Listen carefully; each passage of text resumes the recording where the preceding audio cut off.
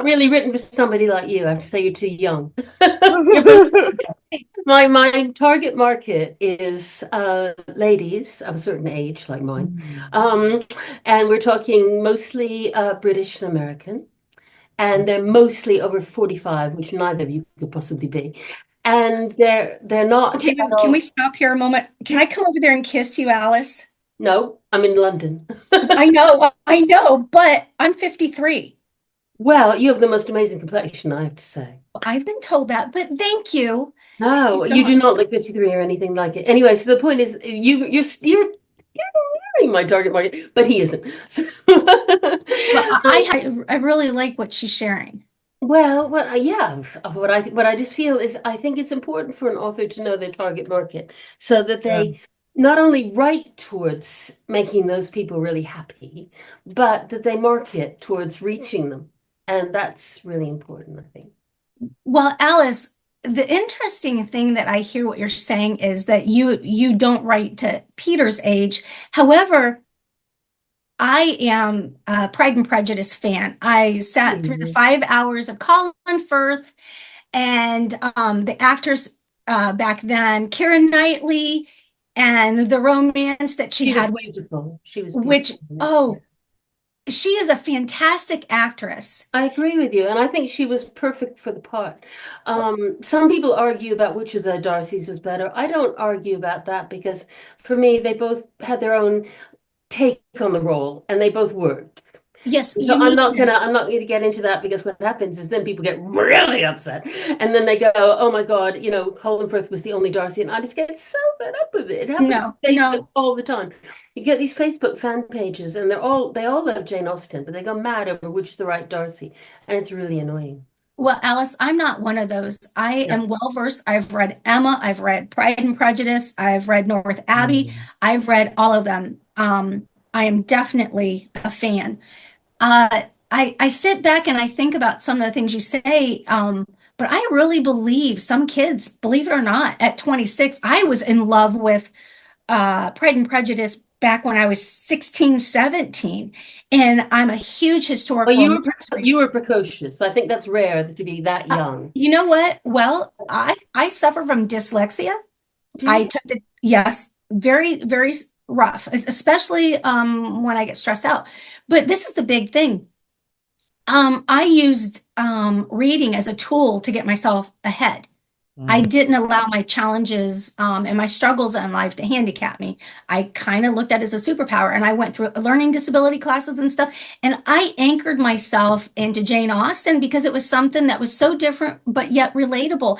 And it was clean and stuff like this. Now, what I like about what I'm hearing about your stuff is that after reading your summary, it's kind of witty and stuff like that. And so I would not be surprised if your book is something I'm going to pick up just to see where Well, it I goes. do agree with you about it being clean. I really do. I would hate to have written a book that my daughter at Harvard would blush to show to anybody, even when she was a teenager.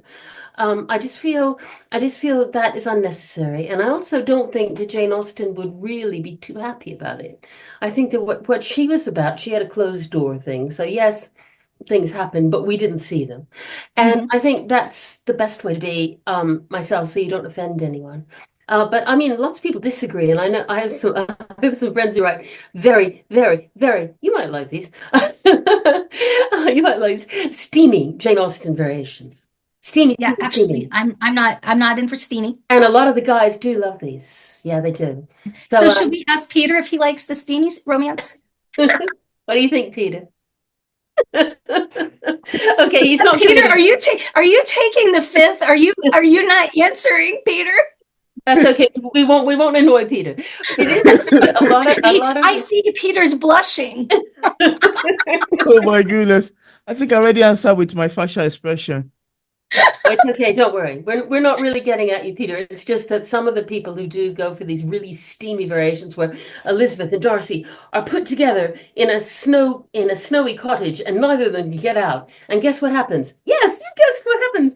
And there's no closed door. It's really very, very steamy. And that kind of stuff, it does go on, but I don't write it myself. What I write is, well, I'm supposed to write like Jane Austen. That's what Publishers Weekly says. So it's not just my mother. And it is clean. It is clean. It is closed door, and there's a lot of witty banter that goes on, but no sex. So sorry if any. Hey, It's all I implied. respect It's all everybody's done. opinion. Yeah. Yeah. Peter sounds disappointed, but we'll carry on.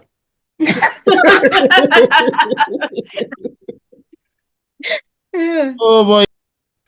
Or Orion, Orion. Hachette is Hach- very, very important publisher. They dumped Oh, me. I'll tell you that story if you want a funny story.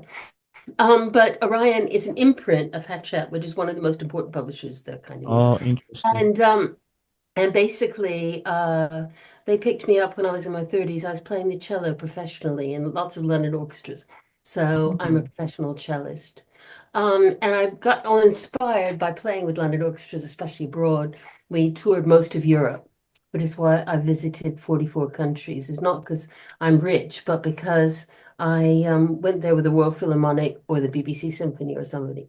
So anyway, there's a lot more to symphony orchestras than most people think, because it really is extremely, extremely, well, you've got these 100 people thrown together, traveling all over the world. They're going to have rows.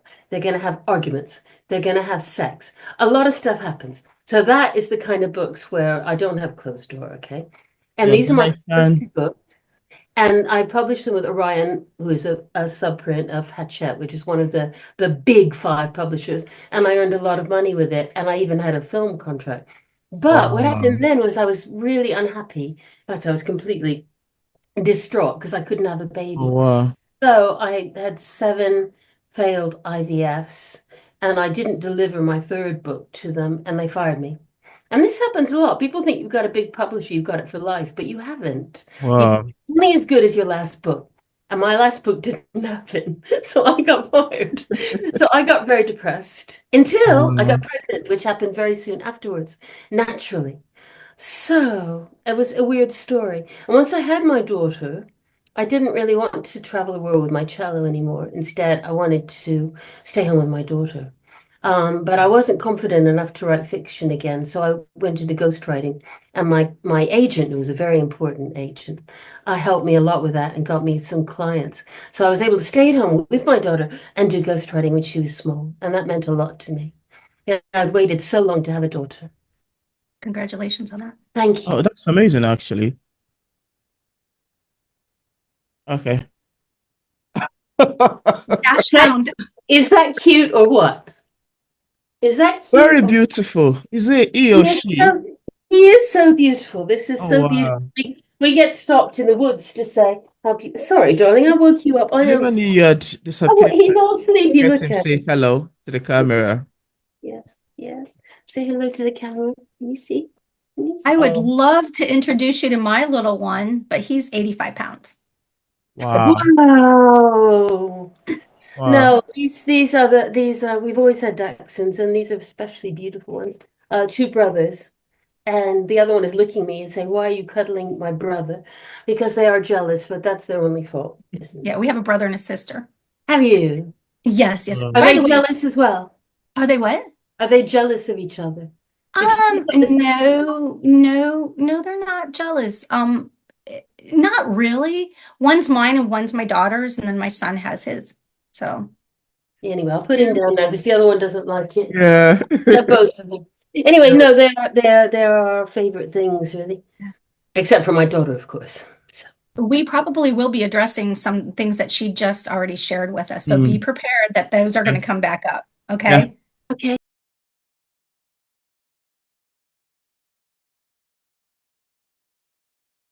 In conversation with Alice McVeigh. Alice McVeigh has been published in contemporary fiction by Orion, Hachette, in speculative fiction by UK's Unbound using a pen name, and in multi-award winning historical fiction by Warleigh Hall Press. Her recent novels has been honoured at the last London Book Fair in the UK Selfies Book Award, being runners-up in Foreword Indies Book of the Year 2022, Writers Digest ebook award, and being starred in Editor's Peak and Publishers Weekly.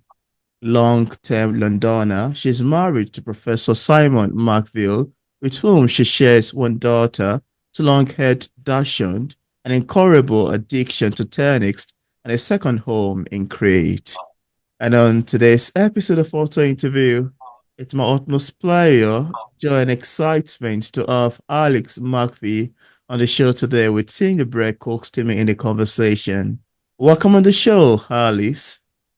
Thank you. Thank you for asking me. It's nice to have you. Yeah, very lovely to have you on the show today.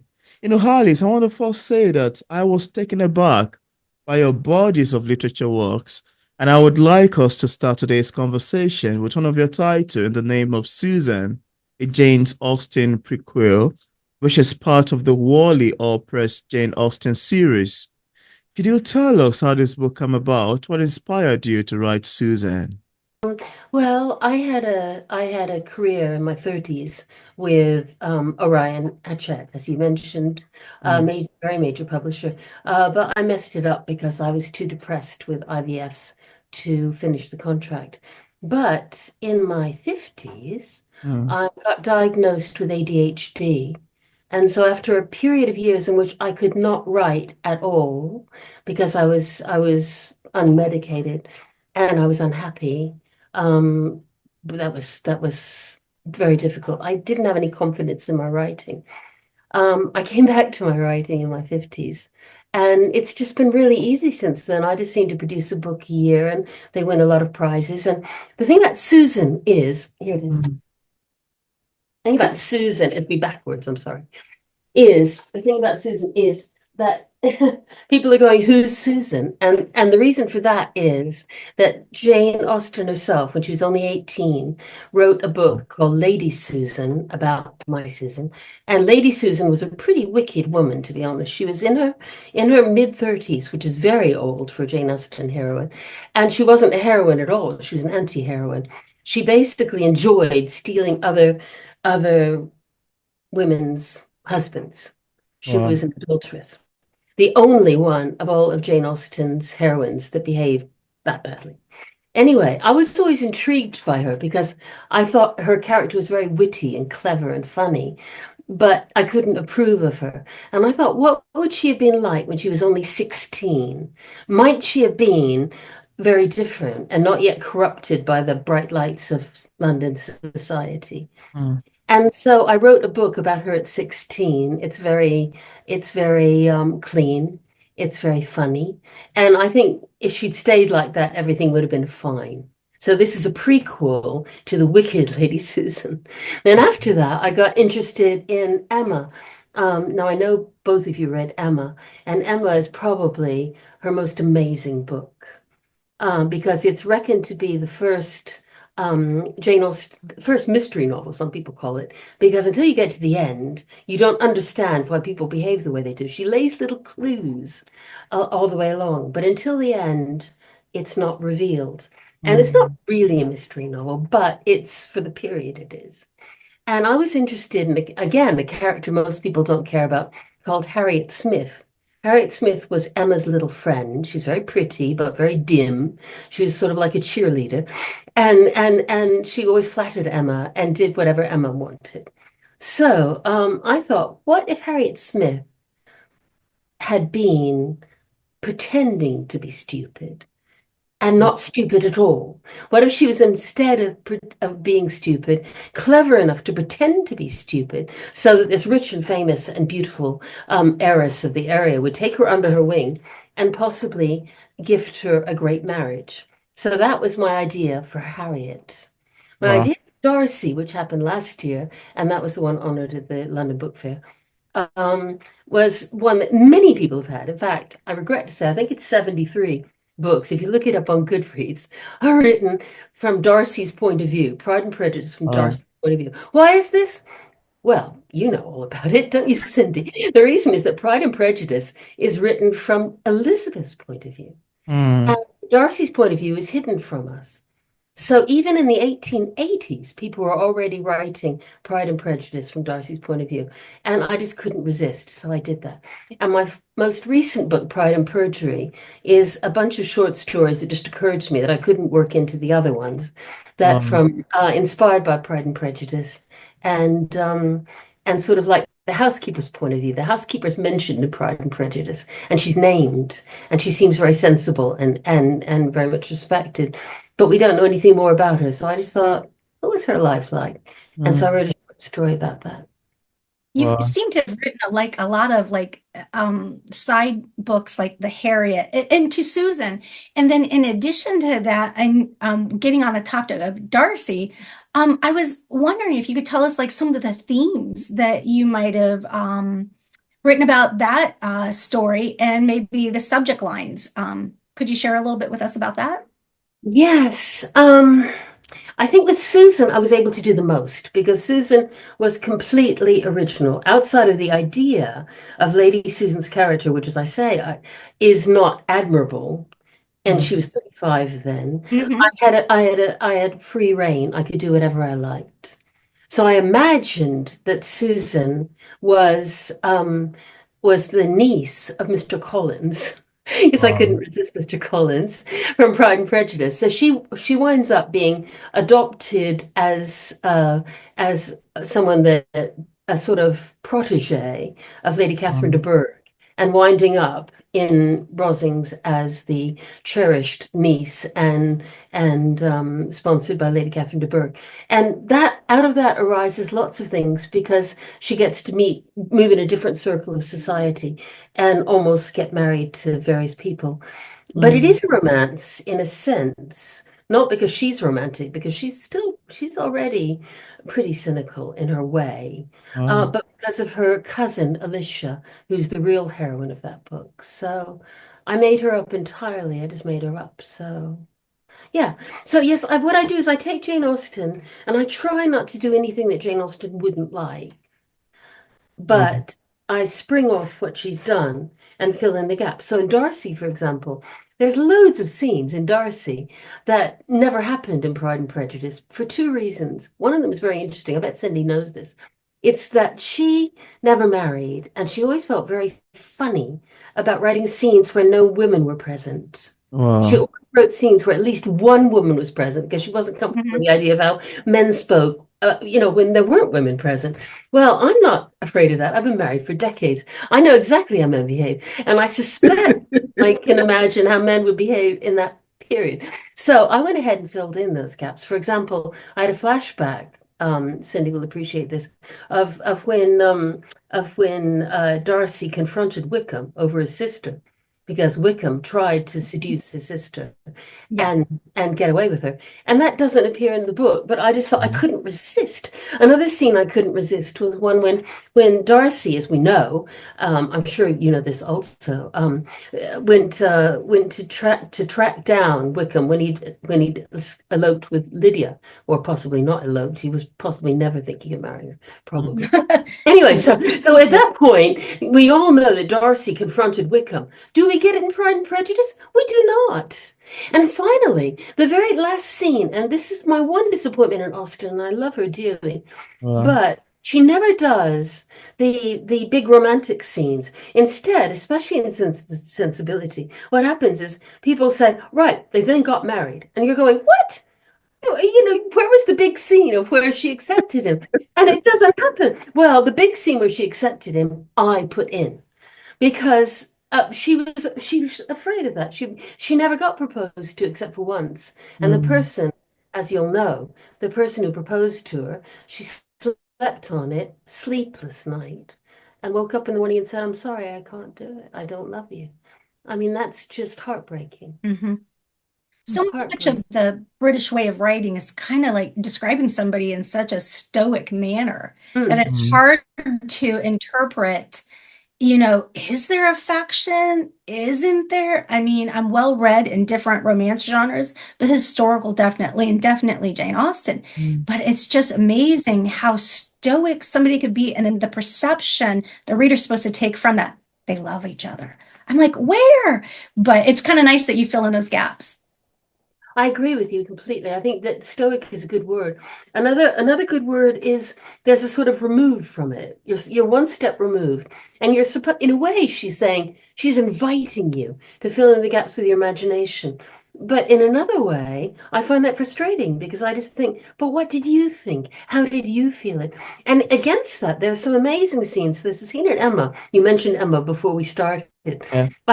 That there's a scene at Emma when he says to her the most unromantic proposal possible. I'm a plain man and I just speak plainly, but I've loved you since forever. And that's just one of the most melting scenes in Austen. And that's about the only one she really gives us. Wow. When Mr. Knightley proposes to Emma, and for anyone who hasn't read the book, I know you too, then he was very much older and badly, and very much as a sarcastic, family friend, but he'd been in love with her for ages. Wow. In fact, it's very moving. Yeah. That was quite amazing to know, really. I enjoy you talking about it. Quite lovely and quite great. And Alice, aside from being a novelist, you're also a cellist and you've played cello with London Orchestra. And I did watch that video on YouTube. I find it to be quite amazing. Oh, you 'Cause watched my Elgar. I did I'm on watch it because I'm a it. violinist myself and I love orchestration. I was like, wow, amazing. Really? Wow, that's quite beautiful. Very, very lovely. I did watch that. And I would like you to I'm, I'm, tell I'm really honored. yeah, yeah. And I would like you to tell us about that, as well as a bit about your IVF depression and how it affected your writing. I think I've got two questions in there already. One, yes. Um, I think my whole life has been, I've been fought over by music and Mm. writing. I started out writing. I wrote terrible poetry from the age of 5. Ask my sister. I inflicted this on my sister. Then I wrote my first novel at 13. I also inflicted this on my sister. In fact, she edited it for me. And when I got too sentimental, she wrote croak in the margins. Croak has become a little joke with us if I get too sentimental. But then I fell in love with the cello late, almost too late. I was told I was too late to be a professional, but I worked really, really hard and got to a fantastic music college. And then I came to London to study with Jacqueline Dupre, and Wow. she was amazing. And I then played with the Royal Philharmonic Orchestra and the BBC Symphony. And I was very, very lucky. Um, but the thing about the cello, you probably know this already, but not everybody does, Peter, so I'll just explain. The thing Yeah. about the cello is unless you're a soloist, you are one of 12 or 10 cellos, and you have to play exactly the same as all the others. Yeah. And that's not the height of creativity, frankly. It's workmanlike, it's craftsmanlike, you've got to do it perfectly. Mm. But it's not very satisfying if you are a creative artist. And I got more and more frustrated with it. And that's why I wrote the first books that I sold to the major publisher before Wow. they fired me. So Wow. yes, I mean, I still play cello. I love the cello. I would not be without my cello. My cello is a part of me, Wow. but I don't play professionally anymore. I gave it up 2 years ago. I just Oh. play with my string quartet, and I play for love with the Bromley Symphony Orchestra. Oh, wow. Yeah, That's quite amazing to know. thank you. That's You quite know, amazing. Alice, one of the most interesting things to me as a writer is to get the reader's feedback. And Mm. sometimes that feedback could be totally off page, it could be on page, and then sometimes that might be they might be far from getting it. And sometimes they might hilariously misunderstand the message that you yourself intended. As interestingly fun as it could sound, I would like to ask you, how do you feel when readers actually interpret your work differently than intended it to be? Well, that has happened a couple of times. It has happened dramatically once. I don't want to mention um, the Incident. actual book, or because then it would spoil it. It's spoilers. But I got a death threat. Okay. Ah. Yeah, I got a death threat. That's not something That's I not your average little. No, it's not. And it was no. all because of something that Mr. Knightley did in my Harriet. Oh. And I got death threats from this. More than one. I got 3 in the Ah. end. Um, so people feel very passionately about, especially Darcy, but it's okay with Darcy because he didn't do anything. That wasn't in the book, but I did go a little bit far with Knightley, in terms of what he did and what he said. And I think that was very likely true, but Jane Austen was afraid for the same reason as I said before, because she felt, even though she had about six brothers, she Mm. didn't feel she understood men because she'd never even had a boyfriend, you know. So she drew back from that idea. And because of that, I got death threats. It doesn't feel good. Wow. And it doesn't feel good when people, it doesn't feel good when lots of things happen. One of the things is, you mentioned romance novels. If you put a nice looking Darcy on the cover, some women will think it's a romance novel. I don't write romance. Romance happens in my books, but I write literary fiction, historical fiction. It isn't really romance. And I hope that the cover suggests that. I mean, this to me does not suggest romance. Romance, you should have a couple, probably in cartoon form. Anyway, the point Yeah. is, I have a lot of my friends write romance. I think they're wonderful, but I am not interested in doing that. I'm interested in writing like Jane Austen, and that's what Publishers Weekly and Kirkus think I do. And so I'm really proud and honored of doing that. But she didn't write romance either. She wrote one part romance in Pride and Prejudice. She mostly wrote satire, and she wrote humor, and she wrote wit. And that's what I try to do. Wow. I think Wow. it's an important question, because people have been disappointed when they've gone, it's not, no, they didn't even kiss. And I'm going, no, they didn't kiss in Jane Austen either. But I'm not allowed to respond to that because you can't respond to Amazon reviews. You're not allowed to. It's a zip. Absolutely. So there you go. Oh, Okay. wow. Thank you for answering that. No problem. Any other questions? Or you got enough of me? I mean, No, seriously. it's quite amazing how, we writer tends to deal with readers' feedback. Sometimes it could be very hilarious. Sometimes it could be, something else. And it's quite fun to get to know, you've experienced a bit of this. Thanks for sharing. Not at all. I'm not quite sure. I'm not quite sure if you did cut that during your answer to my previous question. I did ask about how your IVF depression affected your writing. I'm not quite sure if that was answered, yeah? Thank you for reminding me. I'm very open about this. Depression was awful. I was so Mm. depressed with the IVF failures. I just thought I was a failure because I couldn't have a baby. And a lot of women do feel this. They're wrong, and I feel I was wrong, but I was still incredibly fortunate to finally have one kid. And then get this, the year after that, I thought, I've done it again. I've done it again. My periods have stopped. That was an early menopause. I was only 40. So I was lucky and unlucky. But at the same time, I feel very blessed because I was diagnosed finally with ADHD, which is not hard, not easy to be diagnosed with in Britain because they have to pay for my medications until I die.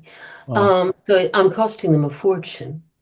But the situation is that now I know, now I'm medicated. I don't get depressed. Somebody gives me a death threat. I just go, I can cope with that. I can cope. I'm okay. And I keep on writing. And so thanks to the diagnosis, I'm writing better than I've ever written before and Wow. more than I've ever written before. And I'm over 60. So I'm just sitting here going, I'm a lucky bunny, really. And I'm not going to moan about it. But I've had some very tough times in my life. Yeah. I And like, I think whatever doesn't kill you makes you stronger.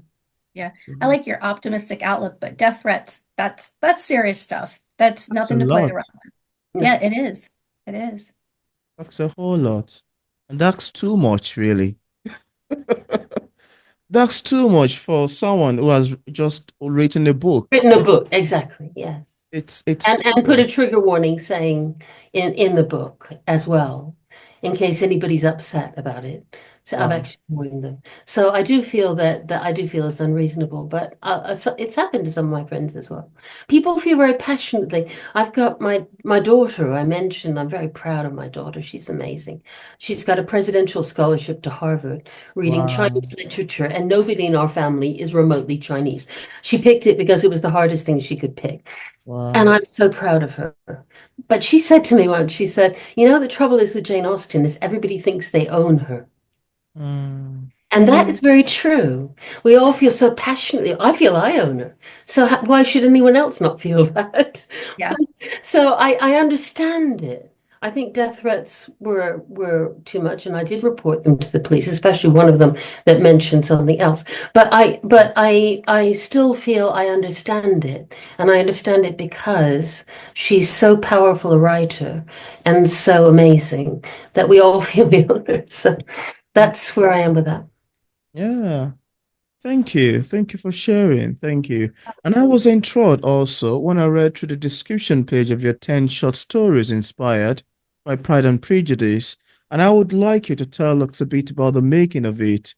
What inspired the making of Pride and Prejudice? I think we've talked a bit about that, but then I'd still like to ask you about what inspired the making. That's very kind of you. I'll tell you why it's kind of you. It's probably the best thing I've ever done, but it's Wow. very, very hard to market short stories compared to a novel. Mm.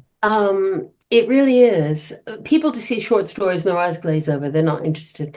What I think I've done with Pride and Perjury, and I think it is really unusual, is again, I filled in the gaps. When Lydia ran away with Wickham, we know nothing of that. I've written a brilliant short story called The Heliotrope Ribbon, which describes exactly why he ran away with Lydia. Okay? Then Yeah. the backstage thing, which was also done by Longbourn so well, by Joe Baker. You know, she did go into it, but not enough.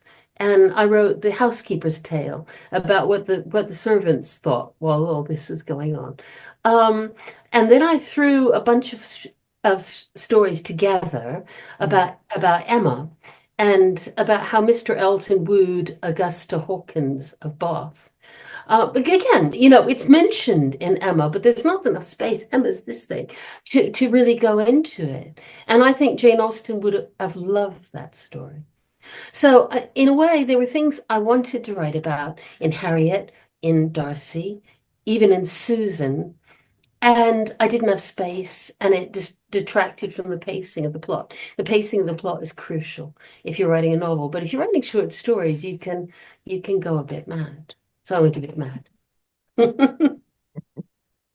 You've addressed some really difficult subjects from IVF to your journey with being diagnosed with ADHD and so forth, and even Hachette.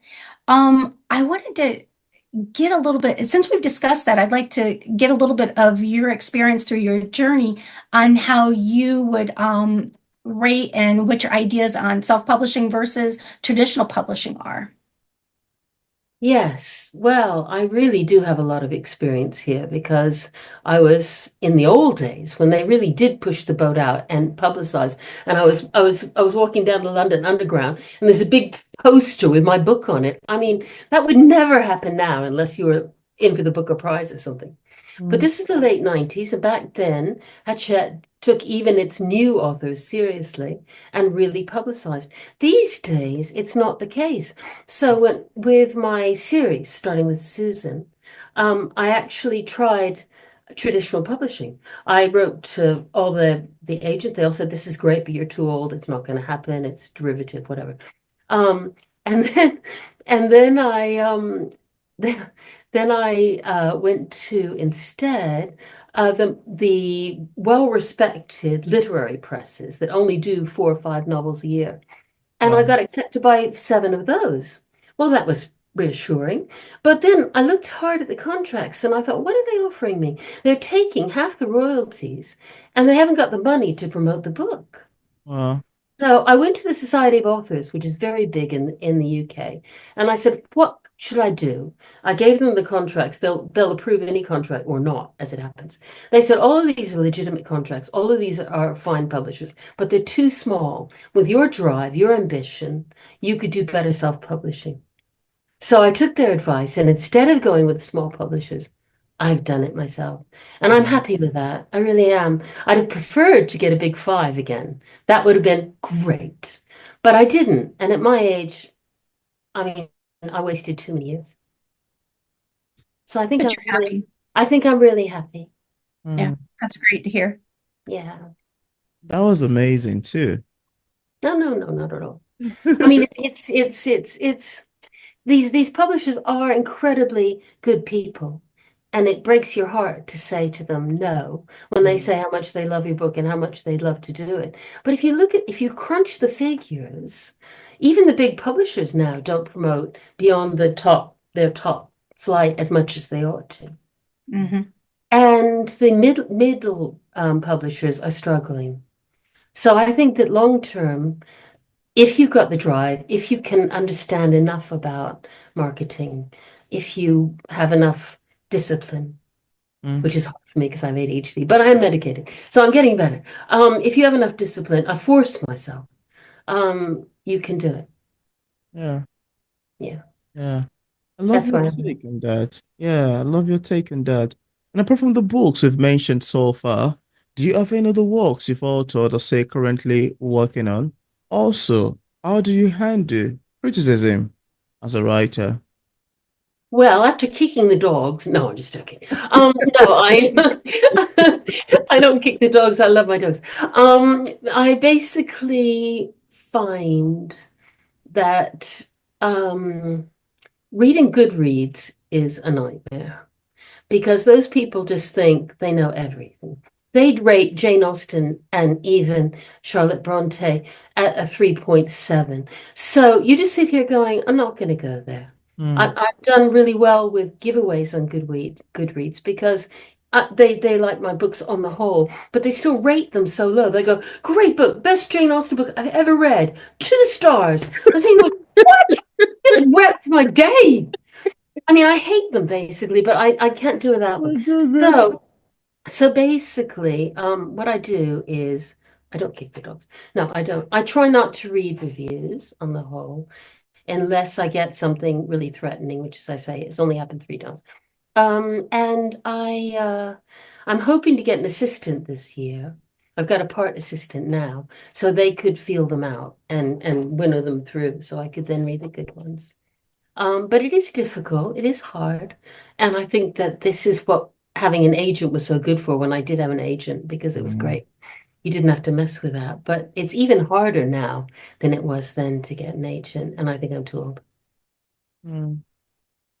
That's a great one. Thank you for your answer to that. No, And that no, I was, believe in being honest. and that was so funny, really. It's the great books I've ever read this year. 2 stars, you know. It doesn't align together because if it's great, it should be in a 4 to 5, yeah? Well, something Yeah. looks great, so you're giving it 2 stars or 1 star. Yes, It's kind exactly. of And that's that, like it was an honor that it didn't get a 1 star. That's what really gets to me. One of the best Jane Austen fanfics I've ever read. Yeah, yeah. I was sitting there. I've heard Goodreads could be very tough. very tough, Yeah. and sometimes hilarious. Yes. But I mean, I think Jane Austen's looking down and going, 3.2? You have to take in context. If she 3.2, okay, I'm 2. That was funny. So, yeah. As a published author, what kind of sort of advice could you give your people that read your stuff and then to fellow writers even? And if you are struggling with anything, is there anything that you could share? And where can we find a copy of your book? Well, to be practical, I've got all the Jane Austens only on Amazon. My orchestral books are wide, which means you can buy them anywhere, Barnes and Noble and anywhere else. They're called While the Music Lasts and Ghost Music. While the Music Lasts is it's mildly steamy. It's about an orchestra on tour where the conductor is a real problem, where one of the cello players is in love with someone he's trying to resist. And ghost music is about a haunted cello. It's about this idea came to me when I was at an auction buying a cello. It was a cello, a classical cello, which means, as you probably already know, Peter, a kind of cello, an early cello, not a modern cello. And basically, I was going to buy this cello, and I suddenly looked at it, and I thought, is there something funny about that cello? It seems to be almost gleaming with a weird light. And I'm sure it wasn't. I'm sure it was just the light in the studio. But it gave me an idea for a haunted cello that takes over the psyche of the conductor of the orchestra and basically wreaks havoc. So that's the thing behind ghost music, and both of those books are available anywhere, Barnes and Noble, Smashwords, everything. I also have a science fiction novel, which is the only Um, book Peter, that my male fans seem to adore. And it's called Last Star Standing. I wrote it under my two middle names because I didn't want to upset my usual readers, and it's so steamy. So that's written by Spalding Taylor by my two middle names. And that was actually published, getting back to your publishing question, by a hybrid publisher, which means it's often taken wrongly, but this particular one, it's above board, it's called Unbound UK. And basically what they said was, we'll take your book on, but you have to work at funding it. So what happened was they put it on their site, they blasted it to all their friends and contacts, said, please support this book. It's a crowdfunder. And so I funded it in 3 weeks. So maybe I should have self-published that as well. But Last Star Standing by Spalding Taylor is also mine. And I just had this vision. Well, it was a dream, really. I woke up and I dreamed, and it was so vivid that I was crying. I dreamed that I was looking down from Earth about 50 feet, and about there was a guy in a chair, strapped to a chair, basically being tortured. And I believe that this was far in the future. I believe this was like the next century on. So I said it in 2094. So it's dystopian, it's disturbing, it's sexy, it's sci-fi, and I'll probably never write another one. People keep going, no, it's great, write a sequel. And I'm going, I don't have any inspiration. I feel I've given it all to that book. So it's not done as well as all the others because I haven't got anything reinforcing it. Dystopian novels are hard to write. They are, but this one came to me in a dream, and I had to write it. Wow. That's an amazing way of even getting an inspiration. You can imagine from a dream. Yeah. You know. What can happen exactly. They're powerful. It wouldn't let me alone until I'd written it. And also the other thing which is interesting, I mean, Peter may think this is hilarious, but I wrote it from the standpoint of a male. And I'm not remotely male. I'm very straight. I'm very normal. I'm married to this guy. Anyway, but the point is I felt that I needed to get into the skin. Same with Darcy, really.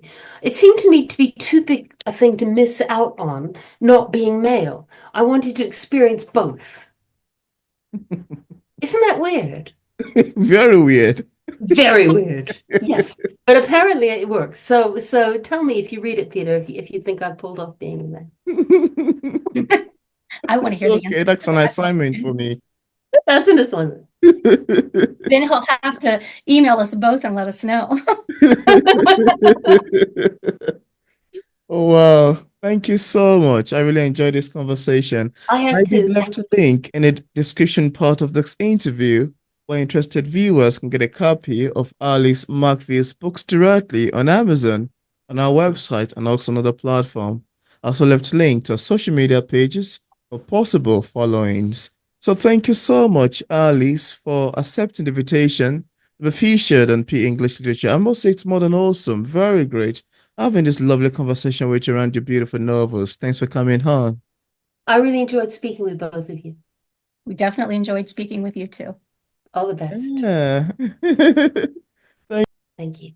Hey, just before you leave, Alice, Peter, are you going to let us know then when you're done reading that book what you thought?